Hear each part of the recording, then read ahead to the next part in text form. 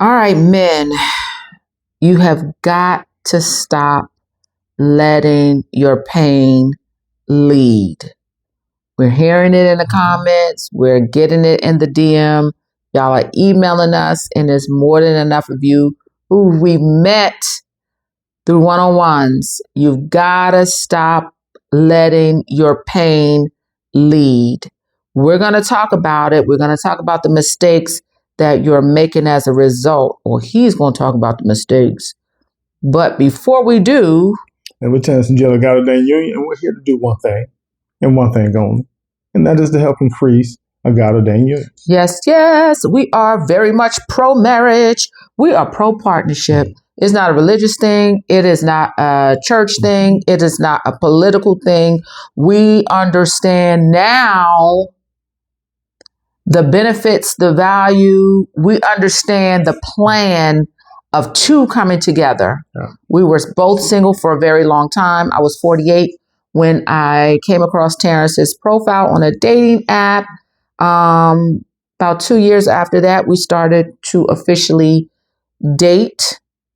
6 months after we dated, Terrence popped the question. We became engaged. 16 months after that, we got married. So I was 52 when I got married, and you were? I was 54 when I watched the Walk Down Out. Yeah, so we were single for a very, very long time. And so we know what it means and know what it feels like to be single, and where probably a lot of you all are wondering what's going on with you. Why are you waiting so long? Where's your person? Why hasn't God heard your prayers? Will you ever get married? Does God want marriage for you? We've been through all of that. And so you're on the right channel, because on this channel, we are going to encourage you to not settle and to make sure you wait for your person.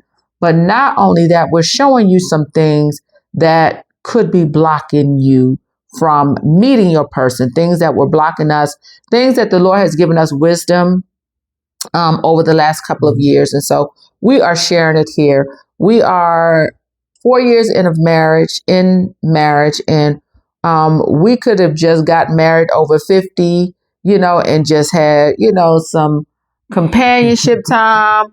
We said yes. We knew God had an assignment for us, because that's what a God-Ordained Union is. But we didn't know that we was going to play Harriet Tubman and go back and get the singles.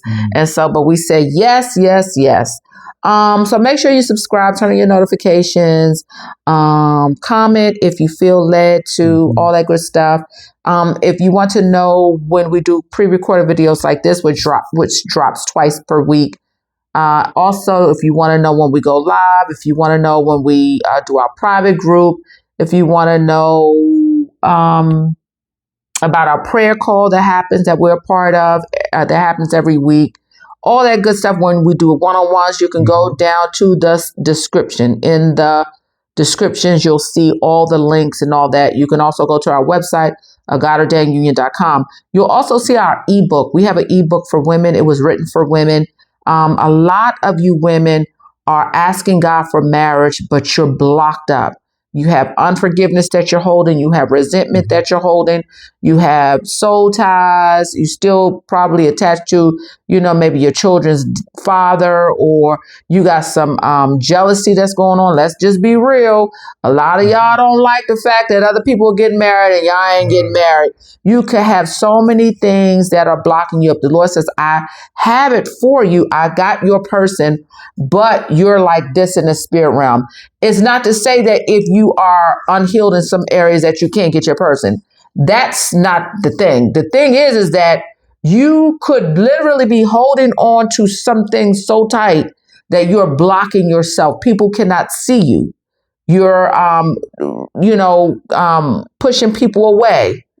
People don't realize that you're walking around with this posture day to day that is repelling people, that people really don't want to be around you, because they can feel your spirit. They can feel the energy, your negative energy. So get the ebook, because it will help a lot of you who are going through. It's only $8. You can go to the descriptions below, and you'll see the link to that. Also follow us on IG and on TikTok.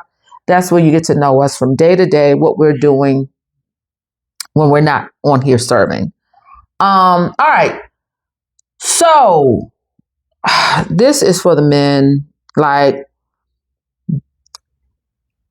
it's so many of you all that are watching this channel in silence, and that's fine, because we're not here to pull anybody out and expose anybody or get anybody to talk to us one-on-one, but we hope that this channel helps, and these videos help. But there's so many men that are in pain. We got a DM the other day from a guy that is in pain, and a lot of these, so what's happening is a lot of these guys are in pain and they're holding on to this one woman.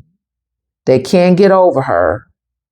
And they're either holding on with expectation that she won't come back, or they're holding on to resentment, hatred, and unforgiveness towards them. Either way, you're holding on, and it's the pain is what's controlling your life now. So, hubby. Yes, ma'am. What's going on with these men? Look, just first of all, let me say this. This video is personal because I've been through it. I was divorced for 16 years. Hurt. I've been through where they are. So let's just say I can relate to a lot of what I'm about to share, if not all of it, okay? Then I'm also going to share what I feel the steps that I took in my journey of coming back and being able to trust God and trust love and be able to be in position for God to say, I got somebody for you. So I'm going to share that towards the end. But right now, let's talk about, why these men are not moving forward. And I'm going to say they're not moving forward, but I want to clarify this and say this. These men want marriage, okay? But they've been through something that have deterred them from moving forward on finding their right person, because they feel like it's their responsibility to remember what they went through to the point to where they're not letting it go. They're not getting what they need to move forward. Okay. So the first thing would be is that they remember the past. They remember whether it was betrayal, whether it was them being hurt, whether it was them being taken advantage of, whether it was somebody trying to manipulate them, whatever that was, they still got that just bottled up. And their whole day is walking around with this anger, with this bitterness, with this resentment. And here's the bad part. They run into guys they know. And Lord, y'all heard this saying, birds of a feather stick together. Well, guess what? When they start speaking to these guys are co-signing everything that they're going through. Man, that's how they are. And I had a woman that did me the same way. So all they doing is getting this negative reinforcement to say, you are right. You should feel. You should think the way you're thinking. You should hold them in contempt. All this negativity, but nothing is helping these guys. So it's bottled up in them. And the bad part about it is y'all heard the sayings where they all say all women are like this, because they done now created these narratives in their head and in their heart. And they thinking, I got to protect myself. So I can't allow someone to get in. And that's why they can't move forward. They're stuck right there. And they're reliving this thing every single day. Every day they're reliving the hurt. They're reliving the betrayal. They're reliving the pain. All of this stuff is just continuously playing in their head, playing in their heart, playing in their mind. Okay. That was number one. They can't get past it. Okay. They still hoarding these things. Number two is, as a result of number one, they have a fear of being vulnerable ever again.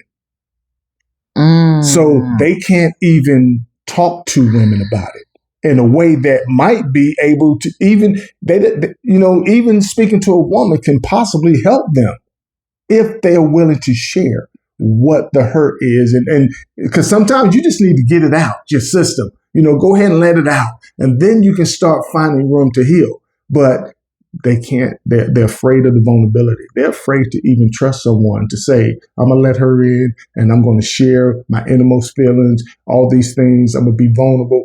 Why? Because they feel like they've been taken advantage of before. And now they're thinking, I got to protect myself. Like I just said, number one, now I got to protect myself. So I can't do this. And now they're doing it on purpose. They're not being vulnerable on purpose. You know, there have been so many songs in the past that say a man ain't supposed to cry. Well, these guys are living it every single day. I can't be vulnerable. So that's why they're like emotionally unavailable. Mm-hmm. And this is where a lot of women miss the red flag, because they see that the guy is not emotionally available. But when they do open up just a little bit, the emotions that come through is placing blame on the ex. That is one of the biggest red flags you could ever see. See how he talks about his ex. Mm-hmm. And that's where I fell with the guy before you. He was coming out of a divorce. He was divorced. He was probably 2 years out of a divorce.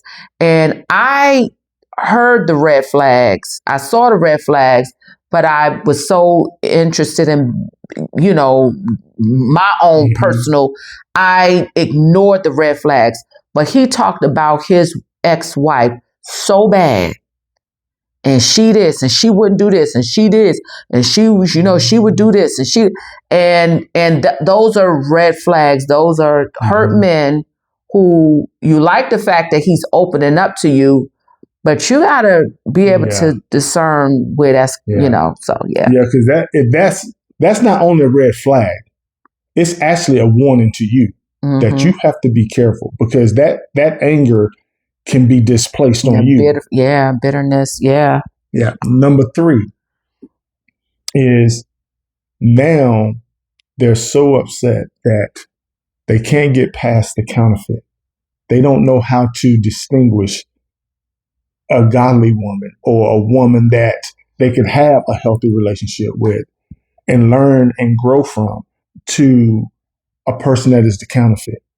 And this is kind of tricky because we just said this in a recent video, and this is going to be true moving forward with every video we do, and that is, we're all the counterfeit to the person who's the person that's not the ours. one for us. Right. So now you got guys that are thinking that there's something, they're attracting only the counterfeit. Like, every woman that I meet now is going to hurt me, or she's going to take advantage of me. Everybody's suspect. Yeah, everybody's, that's a great word. Everybody's suspect. Everybody's suspect. Okay. So now there's a whole twisted narrative going on that, nah, I can't do this. I don't know what to do. I don't know how to do it. I don't know how to move forward and be able to relax. Now they on their guard. So they on defense now with everything they do with everybody they meet. Huge mistake.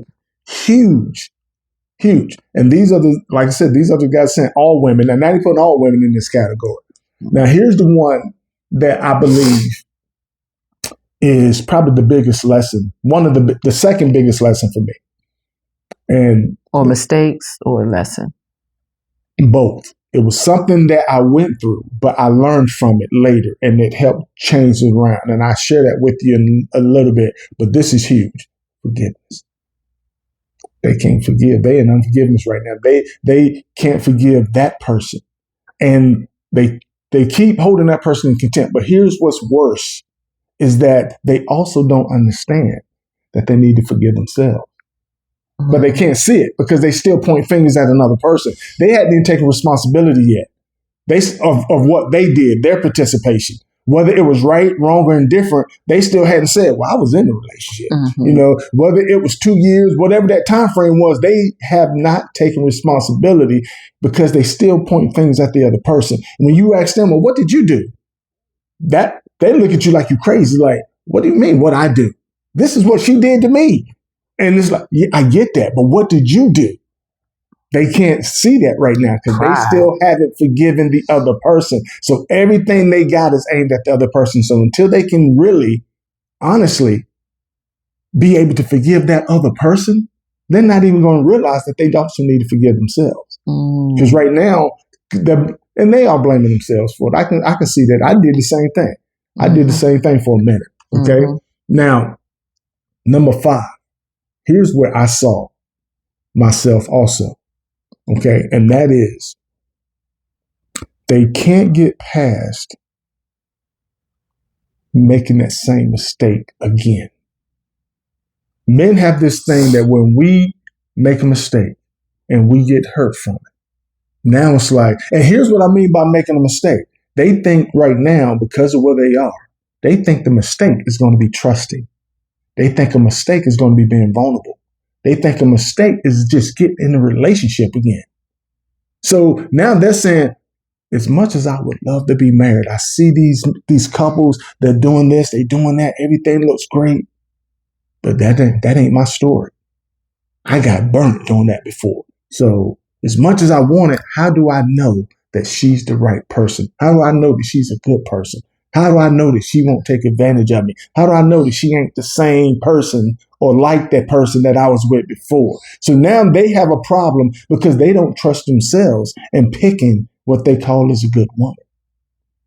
So they're looking at women, they're thinking, I would love to be in a marriage or a long-term relationship going towards marriage. But the problem is, I don't know if I can choose the right woman that I can do that with. How do I know I can trust her? They don't want to fail again. They're afraid of getting to a point to where they learn that they can trust that person, and then they get hurt again. And so now they're saying, there been some relationships, but trust me, the women that are in relationship with these guys know that these relationships are distant. They know that these relationships are surface because these guys won't let them get close. And even when they try to talk about plans of moving forward or getting serious, they ain't having nothing to do with it. Which is the mistake. One of the ultimate mistakes is entertaining another woman. Absolutely. And while you're like this. Because when you speak to some guys, they'll tell you, but these are guys that ain't been in this situation. They'll say, well, so the best way to get over a woman is to find another woman. Okay, well, you can say that, but when you've been hurt like these guys, everything's surface now. Everything is surface. Everything is surface now. Wow. And then the last thing that I'm going to share that they are doing wrong. Mistakes. The mistakes that they're making is, and this is twofold. One is they're saying, you know what? I'm going to wait for perfection. And then they're talking about, some of them are talking about themselves. They're saying, in order for me to get married, I'm going to have to perfect myself. So that's now these guys are out here saying, I got to make this amount of money. I got to live in this type of neighborhood. She's got to be this type of house. You know, and then the other guys are saying, they ain't thinking about them being perfected. They're saying, I got to find the perfect woman. She don't exist, but you can't tell them that. So now they're thinking if it ain't them having to be perfect, it's the woman having to be perfect. So now they're both waiting for something that's never going to come. Wow. Because they put all this expectations on themselves that they can't deliver. Hurt people hurting people. Hurt people hurting people. And that's why, ladies, there's a number of men out there that, and look, we get it because we say the same thing about women. People that have been hurt in the past, whether it's men or women, deserve love. They deserve to be married. They deserve to be able to meet the person God has for them. But these guys here, what I'm sharing with you now is they're in their own way. And you can't spend time trying to save a brother. Ooh, say it again. Because you're going to take yourself down a rabbit hole that ain't got no bottom to it. Or they're trying to convince the guy that you're not like the other. Kind of what you was doing with the girl before me. Trying to convince this man that I'm not the one who hurt you. And let me prove it to you. Absolutely. That and look. That's the inside job. Again, sometimes we see stuff for people and we want stuff for people that they don't yet want for themselves. Wow. And that's when you find yourself in a situation and you always hurt because you're thinking that they don't appreciate me. Well, they don't. Because they can't see you right now. They have an issue that has nothing to do with you personally. and they're not putting anything on you, but you also can't make them see that you could be good for them or you are good for them. But look, let's be honest. You don't want to be in that relationship. I heard a preacher say years ago, and I think I said it on one of these recent videos, never get in the way of a man in his misery, because it's in his misery that he comes to know God. Yes. And women are famous, especially women who are controlling and got their own narrative, their own story. They want to go save a brother and they want to try to convince them that they're the best thing that they need, and they're playing God. That's really what you're doing. You're putting yourself in the position of God. I can save him. I can heal him. You're putting yourself in what we call in the military a landmine, which is you're out there and it's just full of bombs waiting to go off. All you got to do is step on the right spot and it's going off. And you don't realize you just put yourself in that situation because you think you're doing something good and you're actually doing something that you have no responsibility to. You have no way of achieving what you're trying to do, and all you're doing is adding misery to your own life. Oh my God. Woo! And there's a difference between having grace for someone and just being totally in the way. So what should these guys be doing? What should they do first? Well, I'm going to share with you what I went through in my journey, and prayerfully it will be the same steps, some of the same steps that these guys are going to have to do. Man, y'all listen up. This is your situation. The first thing that I learned and that I had to come to grips with is understanding that I can't control anybody. I had to understand that I can't make another grown person do anything they didn't want to do. Whether it was good, bad, or indifferent. I had no control of what another person is doing. They can make their own choices. And I'm going to tell you, that brought me to some very deep, very low points with me coming to the realization of this. Okay. One was I started asking myself, when I was praying for something, was she praying the opposite? Wow. When I asking God to give me something, was she asking God to give us something different? Wow. I had to come to the realization of that. But that started my learning. Okay. That started my education. That put me in school. That's when now I'm in life 101. Wow. Okay. That put me in school. The second thing that I had to learn was, actually, and this is something that I say these guys need to do as well, but I had to stay busy. For a minute, I was like in my depression, in my self-pity, all of this stuff, just sitting home doing that. And I got to give it to my brothers and my cousins that was around because I got a whole bunch of them. They come got me and said, no, we're getting you out the house. After months of this, they come got me and said, we're getting you out the house. And they started making me do stuff, getting back into playing ball, all of the, just being active. Bowling. Not yet bowling, taking up sports I never talked about or thought about playing at the time. But they got me to be busy, brought me to family cookouts and stuff and playing spades and just being around other people and doing stuff. So I wasn't sitting in my misery, just focusing on that my marriage didn't work. So yeah, you got to get busy. You got to stay busy. You got to remember you got responsibility. You still got to pay for your living. You still got to pay for that car. You still got to do some things. So, do more than just go to work, but you want to get out there and live. Okay. You want to get your mind focused on something positive. The third thing was probably one of the biggest things because it involves so many things. But I'm going to say one of the things I did was I had to learn how to reinvent myself. Now, here's what I mean by that. I didn't go out there and say, I'm going to be this type of person. But what I did was I started investing in me. Okay. I started reading books, but I started reading books after I started a home-based business. I got into multi-level marketing and that got me to reading all these self-improvement books. But then it got me back into reading the Bible.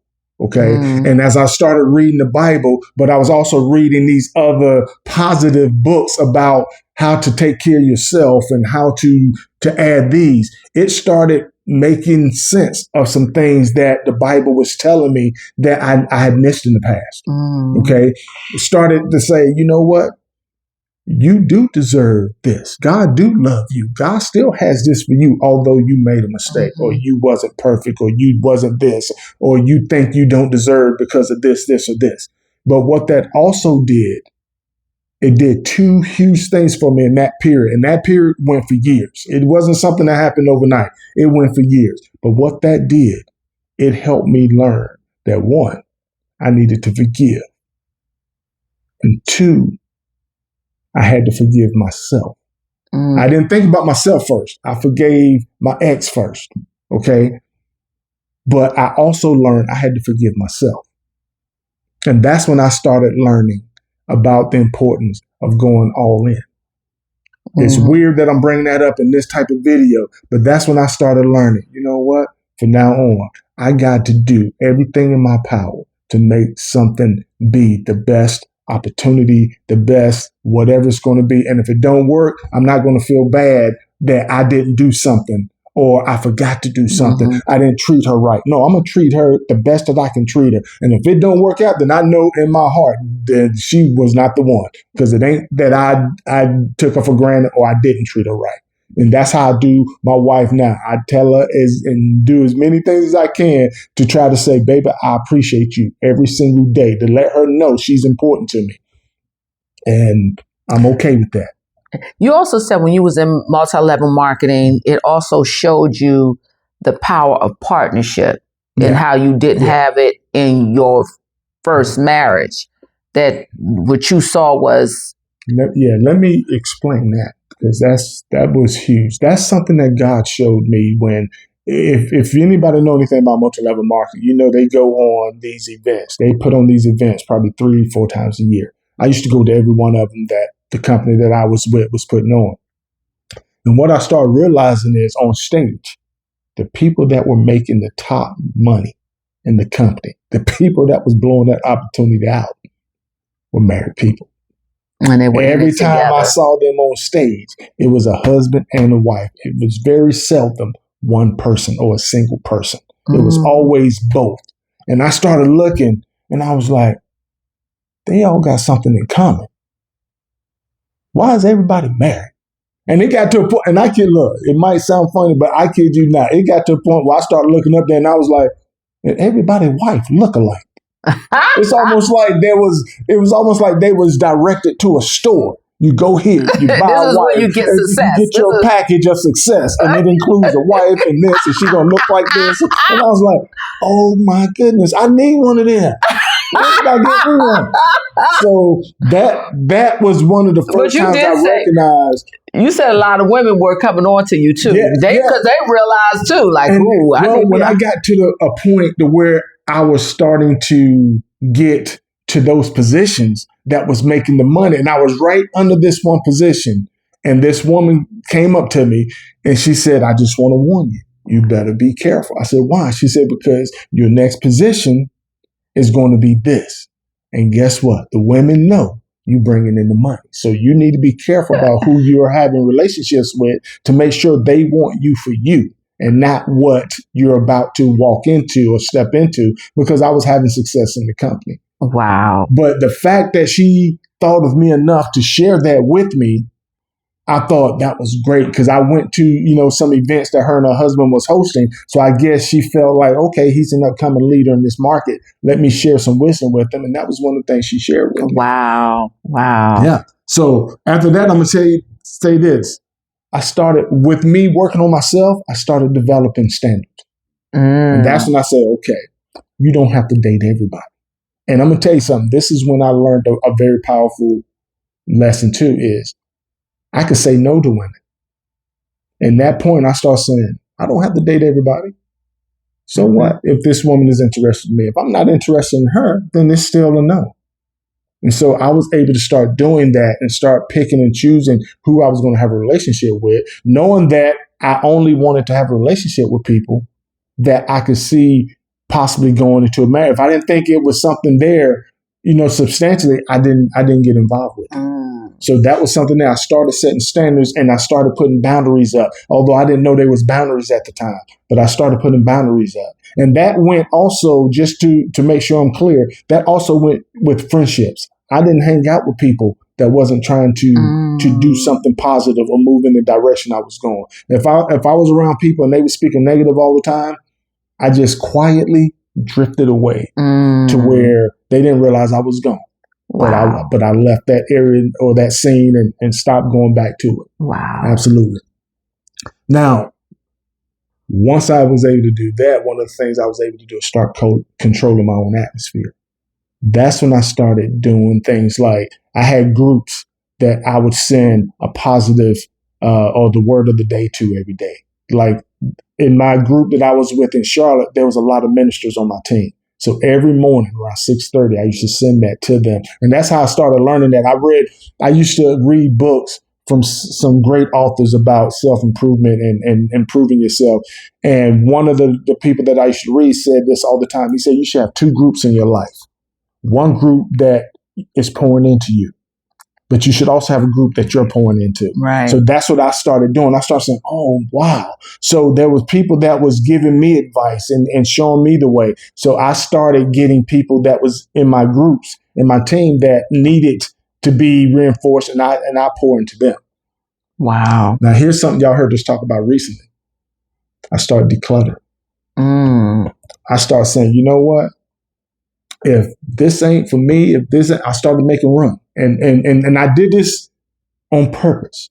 I started saying to myself, I recognized in something one time that somebody had said something that we shared on the video. And they said, how can God do this for you and be in your life when you don't have room for him? You got too much going on. And so I started decluttering myself. I started saying, you know what? I need to start getting away from certain things. I got away from social media for a long time, which goes into the story about when I didn't respond back to her, because that was during that season when I was still separating myself from social media. Got me a clean man, a healed man. Absolutely. And then the biggest thing I did in that time frame over the 16 years, which was one of the last things I did before meeting Jill, and that was I released it to God. I was able to take my hands off of it and say, yeah, I've tried it. It didn't work. But Lord, I trust you, and I'm getting out your way. And this time I'm doing it for good. Yeah. I'm releasing it completely to you, and whatever you have for me, I'm going to be okay with. Yeah. I love how you,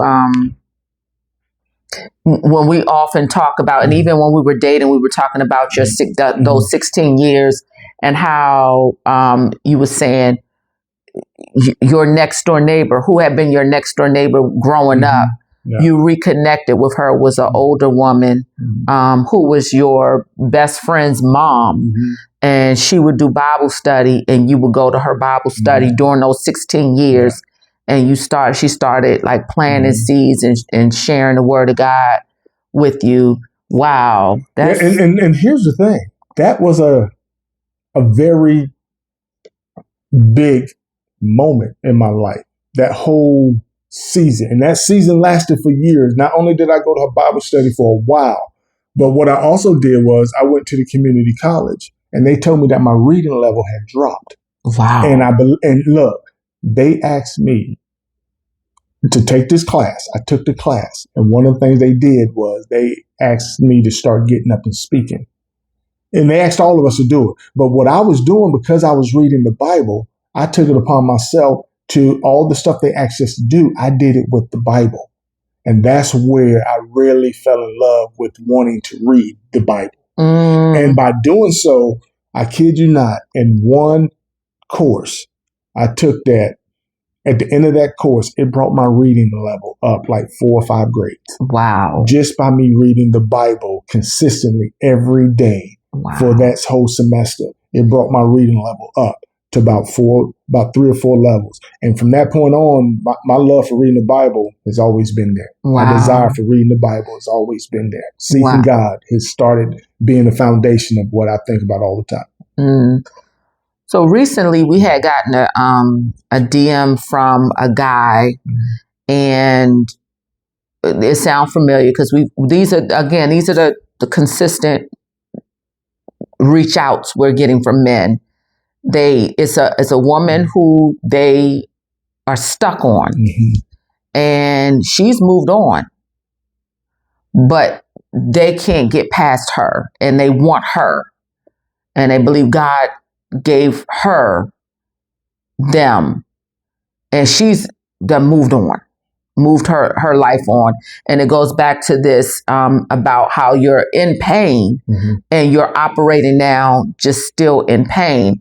And one of the things I think that men are forgetting, and even if you're a woman in this position, is that you gotta come to grips and accept things for how they are. You can't change, override somebody's will. You gotta face what things are,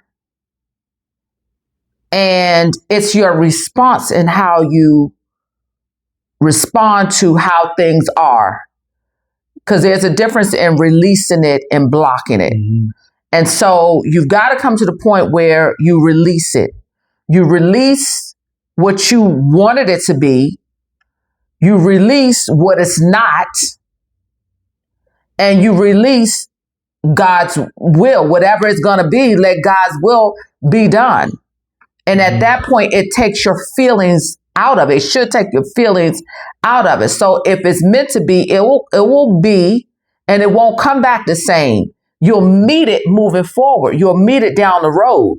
It's never that you're going to go back to it. You're going to meet it again if God wants you. But the biggest thing is that you're so operating in hurt. You're not getting the lesson from this. And so what you're doing is you got yourself in a holding spot. You're wandering around this wilderness, hurt. And that's why you're not moving in seasons.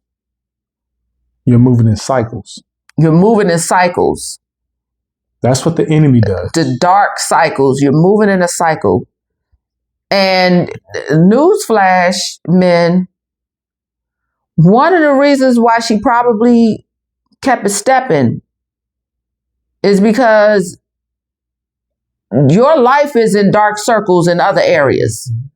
And whether it's your finances, whether it's you have no vision, whatever it is, those are patterns that you keep repeating, dark circles. And people just don't want to be part of that. And they're saying deuces. But that's a lot more. It seems like more men are stuck in their feelings and they are stubborn about it. I'm not moving forward because I want her. That's who I want. And she was like, I'm done. I'm done. We did a video about this a couple of weeks ago, why she did not choose you. And so you've got to really come to the place where you accept what it is. Yeah. As it is right now. Accept what it is. And the first thing you got to accept is she has free will, just like you. She has free will. She chose to move on. She chose to go the direction that she went in. She chose to do that thing that hurt you, whether you felt it was betrayal, whether you felt it was attacking your vulnerability, whether you felt that she mistreated you, whatever it is that she did, she chose to do that. Because she has free will. She has free will. That's what happened with us when we had that brief conversation in the DM and you didn't, continue the conversation. And the next day happened, no Terrence, and next day kept going on. I had to accept what it was, even though I felt like something is strange. I don't know why I feel this connection with this guy. I had to accept how it was because I could not make him talk to me. I had to accept what it was at the time that it was, the season, and it was. I had no expectations. My expectations was in the Lord. Lord, you said no good thing will you withhold from me. So if he is if you're not releasing him to me, he's not a good thing for me. He's just not. And so what I didn't realize was that God was taking me through a process. But even through the process, I had to not miss the lesson. The lesson for me was patience. The lesson, he was pruning patience with me, not just with this situation, but patience in other areas, in my career, in my business, in different things, patience with people and having grace for people. And so that's the thing, is that you're making a mistake. You're closing yourself off from everything, from the lessons, from people, from future people. You close it. Your hurt has got you in a ball. And you brought up a very good point, and I want to stress this right now. When you meet someone or you in a relationship and something happened, whatever that is, God is going to work on both of you. But what you don't understand sometimes is it's totally two way different things in each of you, to the point to where you don't recognize what he's doing in the other person. Right. You keep saying, well, God is working on me and he's got me ready. But what's wrong with the other person? You don't know what God is doing in their life at the same time he's working on you. Right. That's why you have to have enough discernment to just stay focused on God and what God is directing you to do. Right. Because it might take him a season to get what he's wanting to get across to you, but it might take him a year and a half to get across what he's trying to do with the other person. Right. And it's all based upon what his purpose is for y'all getting together. Yep. So you can't say somebody is even moving at the wrong pace when they're not even moving with you at all. Right now, they're where God has got them working on something. You have to understand, you know what? If I trust God, then I need to stay in his word, put my expectations in him, keep my prayer life open with him, listen to what he's directing me to do, and keep it moving. And then when it's time, he'll bring this around. He'll bring it up. If it's meant to be. Yeah, if it's meant to be. Absolutely. Mm-hmm. But what's probably going to happen is, because you done released everything and you're healed and you're healing, you're going to probably meet someone else, the one. And what that is also going to do is going to show you that, well, why would I even want her anyway? Why did I even, the healed version of you makes you see things and people differently. Mm-hmm. It'd be like, why did I even waste my time on her? She wasn't even worthy of my time. Because that's what happens. The unhealed parts of us attracts and wants the unhealed parts in the unhealthy people. But it's just like having a bad diet. Yeah. When you eat and you eating wrong, you're gonna continue to crave Doritos. Mm-hmm. You're gonna continue to crave it. But once you clean up your body and you don't crave it, it's like, why would I even have wanted Doritos? I want this good fruit over here. So yeah. So bottom line is, look, hurt people can want marriage, but there's still a journey that has to be taken. A journey where you're going to be healed, a journey where you're going to be delivered, a journey where you're going to be, and I hate to use this word prepared, but you're going to be prepared. A learning, it's got to be a learning process, so you understand that there's levels to this. Right. And then when you meet that person, you'll be in such a better place. Right. But when you're denying the healing, because you're choosing to stay there because you think you can control the narrative or make somebody come back to you or make somebody feel your pain enough to where they're going to. Which is rooted in pride. Yeah. Hurt, pain, and pride. So with that being said, please put your comments in. Yes. Tell us what you think. Yes. Tell us what you think. Tell us if this brought up even more questions that we didn't even answer in this video that you need us to answer. Right. Right. And with that being said, we pray this, again, returns you to God and what his word says about your situation. Yes. And we look forward to seeing you guys in our next video. All right. Peace. Peace.